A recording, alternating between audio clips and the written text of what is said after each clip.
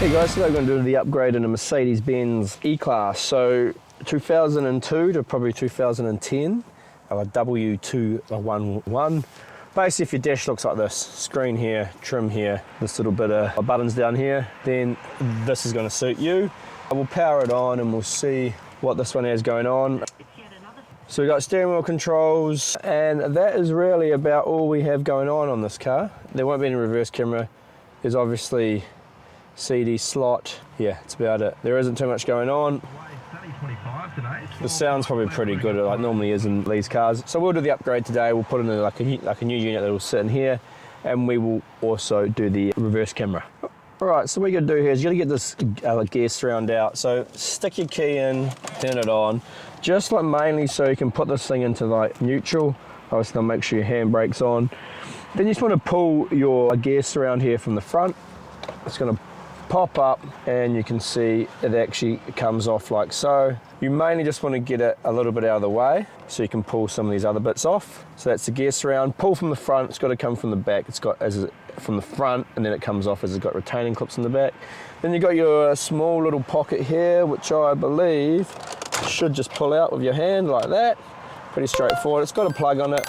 We'll leave it plugged in. It's got like enough on it to hang down. Then this part comes out here. Now, here you've got one in here, two like torque screws. So we want to take out both of those. I think the size 20.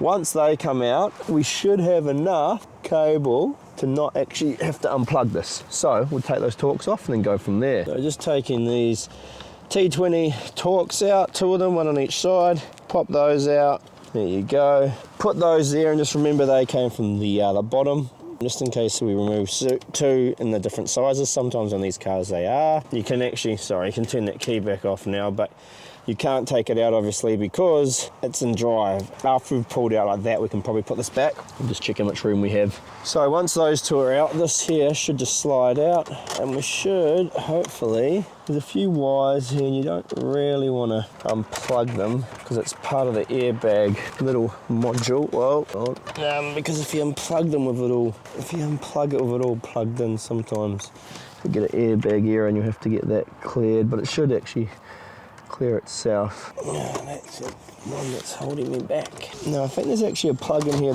The cable that stops it going, I'm pretty sure is actually not part of this. It can actually be popped out. I'll just show what I'm talking about down here. Avoid excuse the weird angle. In here, there's this plug here, which is sort of holding us back. That there, I'm pretty sure just will come unclipped out of its holder. And then once we got rid of that, we can actually pull this out without unplugging anything. What actually happened there is all the connectors were actually slid onto here, so you can actually slide them off, and then you'll find we will just have enough room, maybe, to put this to the side. I'm just seeing what one's holding us tight. This one here is holding us tight, which is actually plugged into here. So we'll see how we go. If we have to take that off, we have to take it off, because under here at the back, there is two more torque screws that we need to loosen off. I have to do it under one wire here, otherwise it's just too tight. So like this wire here was plugged in. You just got to get a flat head, just under the lip there, and lift it up to pull it out. It was just plugged into here, into like that one there. So put a flat head in here and you can pop it up. That allows you to get it enough to the side that you can carry on in here. Now hopefully these should be T20 again. There's two up under here, and you might need a stubby to actually get them because this one's too long. Now they won't undo, they're just latch type screws that actually hold it in, and they do a little locking mechanism for the head unit. So if you just get onto those and undo them, just keep undoing them until they just sit like loose. They won't actually go anywhere, but what they're doing is a locking mechanism for the radio. So hopefully once I've done them enough, this radio should just pull straight out of the dash. Clearly haven't done them enough yet. Let's carry on. Oh, there you go, you can see how that came out there. You'll need it is a T20. You'll need a little stubby to get in here. That one I had was a bit long, so just keep on doing it until you can flick out both sides. So you can see one side's out, but one side's still not. So we'll have a look how these actually work once we've got them all the way out. Oh, there you go. It actually goes a bit tight when you get to the end. So that's that, and we can pull this out. In the back, there's a couple plugs. I'll show you. I've actually put It's all back in gear now and stuff. You got to plug, this is a big like cam lock one, you got to push this down and then flick this like lever back to get like that big one out. I'll show those again because it's too tight to get the video in there. Once I've got them out, I'll explain to you. Now, not much going on behind here. This one here, just push down and pull out. This one here, there's a little tab under here, squeeze that and then pull it back, it like levers out. That's it, that's the old radio out. Fairly straightforward. I'll put it back in the gear and I've turned it off now. Didn't have to unplug any of these. Hopefully that won't cause any like error lights. We'll find out and then we should be good. Righto, so once you have done that, we go and grab, there's two harnesses in the kit. One of them will fit, one of them like won't. An easy way to tell is have a look at the black and the sort of yellow. On here you can see they're in a different spot. Like yellow's there and like black's across here. And if we have a look at the back of our plug, we can see only two of them had like wires into like this side of the plug. So we know we had to use that side. So we knew we had to use so this plug. CAN bus goes in, 20 pin plug here, all fairly straightforward. Plug it in and you're just looking for the unit powers up. So turn the car on, I've already done this. Check it, powers up, check steering wheel controls work, check you have sound and check if you are going to reverse, if it triggers the reverse screen. And it did all that, so that was all good. So now we can basically go and run the reverse cameras. So at the boot of the car for the reverse camera, now along here, that cover, it's going to have heaps of these little clips, like these. Now these, you just put our tool underneath them, let's lever them up and it pulls the pin out and then you can pull the bottom part out. There's all the round and there's one on each side of these as well. There, they will come off and then you've got a few torque screw in here, which is holding that bottom panel in. That pulls off. There's a light plug here that comes out and there's a cover in here, and I'll just show you this because to get this out, it sits in like this, take out like that screw, then push this part down, slide it to the left and then up and that'll bring it out. So you can see there's a clip there and you can see those clips here need to be slid one way. Once that is done, you can work out how you're going to run this through. You could just drill a hole straight through. In this case here, I have filed out this RSI number plate light a bit to get the cable out. We'll probably end up mounting the camera right here. It's going to be the best spot for it really. Cable come through here. Down here we have a cable puller set in our kit. Now if you tuck it, there's a very back corner here from the back seat. Pop out through into here and then you can just run the cable. Just get your trim tool, like tuck it along there, you can actually see it. You can tuck it a bit further down, side of the seat, down there, and then you can start, there it is there again there. You can obviously get this a bit tidier. Tuck it in there, into there, along there. Trim tool, again, tuck it under here, up into here, along here, and to get to there. Then we'll go into behind the stereo and plug it in. Finish off this Merc one here. We've seen the back like we did before, CAN bus hooked up. We've put in our two USBs and external mic. So external mic we ran across under here. Just used our cable, a puller, we chucked it straight through, popped out here, super easy. This little trim just pops off, so the fuses. We ran it up here, up in here, around here, right to here, external mic. This we put up here because everything's steel down there, tucked that in. It's quite tight to tuck in there, but I might be able to get it in.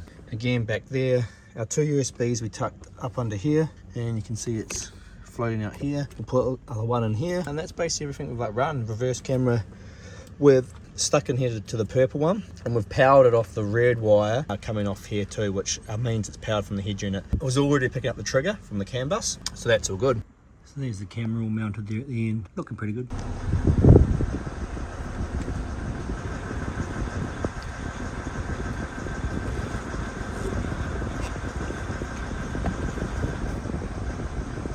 So that's the install all done, looking pretty good. The only hard bit was sort of pulling apart that box down the bottom there behind this, but once you know you can pull that apart, it's a bit easier.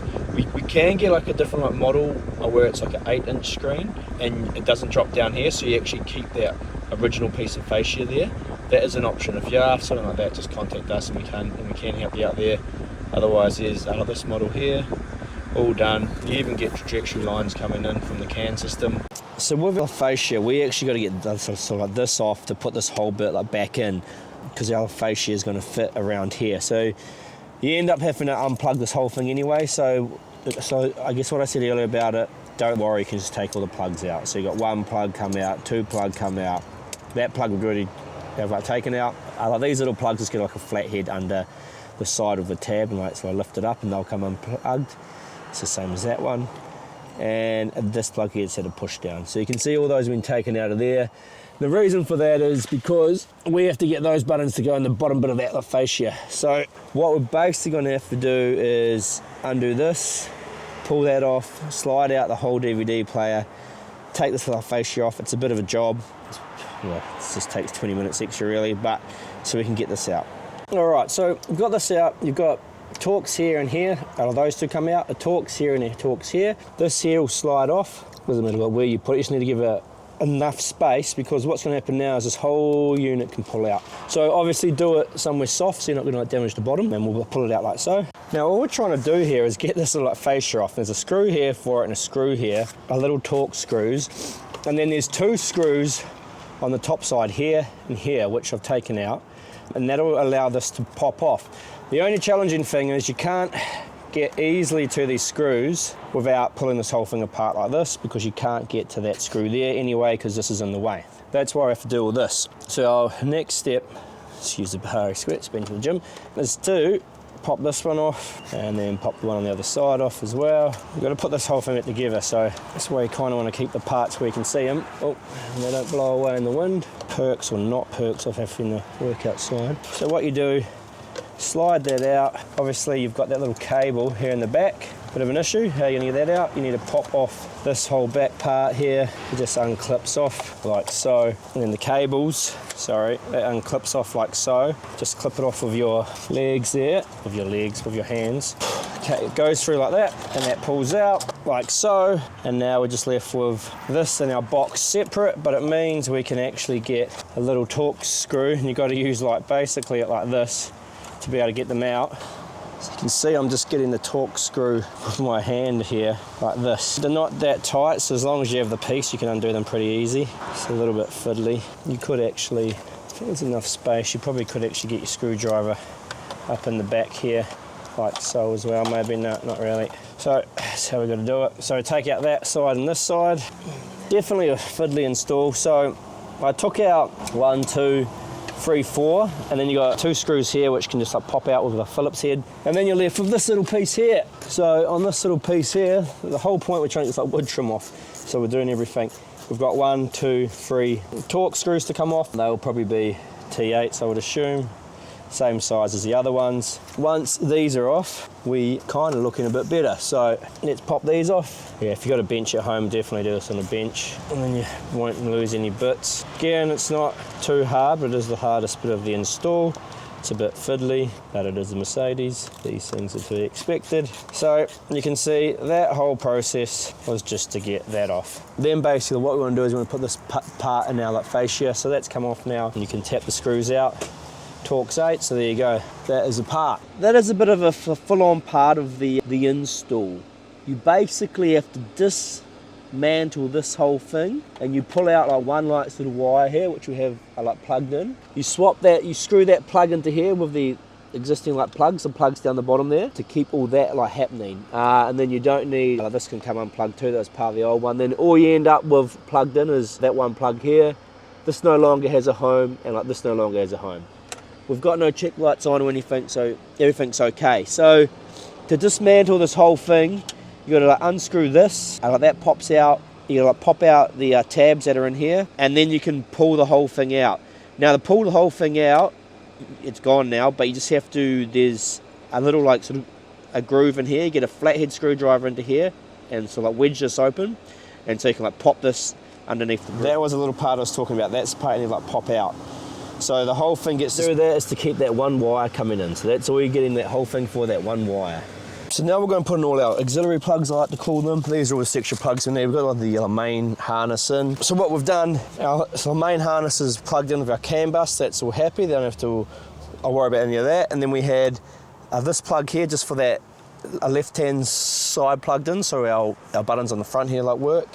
And that's plugged down into there. That is screwed into our fascia just with the existing screws from the old one. Then we'll go in and put all our plugs in. GPS on this is probably a bit of a pain because you want it to have a clear view of the sky through the windscreen, nothing above it. And as you can see here, this is a solid steel area.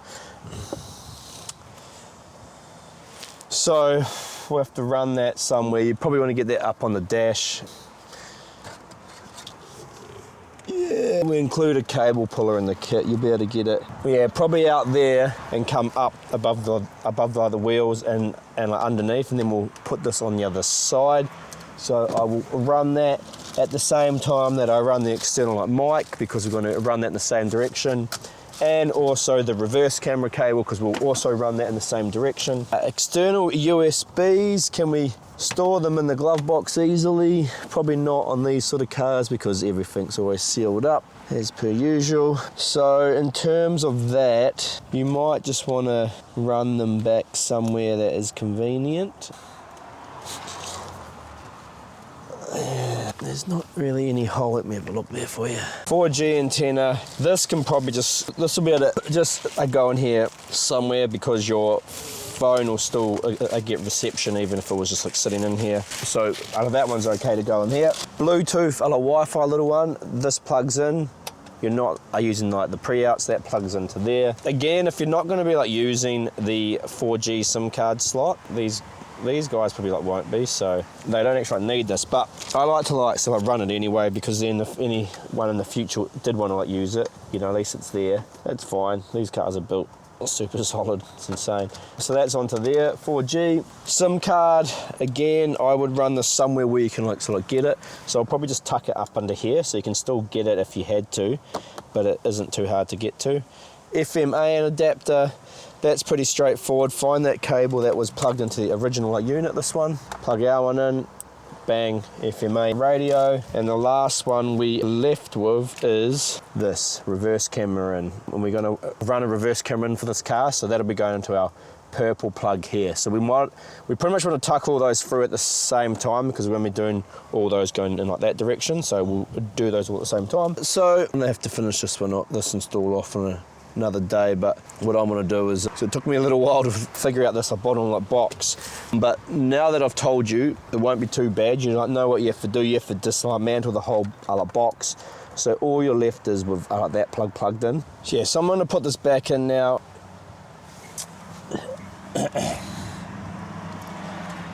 And finish this install off on a different day. I'm just running out of time, so I've got to run everything over like that way. I'll just show you how I'm going to put it back in. That should be pretty straightforward to everyone. You can zip tie these up a bit if you need to, but obviously everything's just going to come back in. This plugs in. I can put all our plugs back onto here, and then we just drive these back in like so, like that, and they'll come in, and you can actually fit that in without having to put that little thing in gear again. So that was all of that in. Now remember what you had to do last time, turn the car on, shift it down to get all these out. So we'll do that again. So shift these all the way down. So you've got these few wires that aren't being used. When I do this again, I will zip tie those up, keep them out of the way. This here will just slot back to where it was before, fully, and like so. That pushes in. Let's give it a good push back in. That fits pretty good. Turn this around, then it latches at the back. It latches at the back and then pushes down at the front, just like when you took it off. This should be pretty straightforward, like so. And that's basically it in. Now you can see, obviously, you see when we hit reverse, we're getting the can coming up, so it's, I like doing that already. We have our steering wheel controls. Got the radio coming up. Obviously most people are going to be using this for phone link and connection, but that's basically it, and we'll finish this video off another time for you.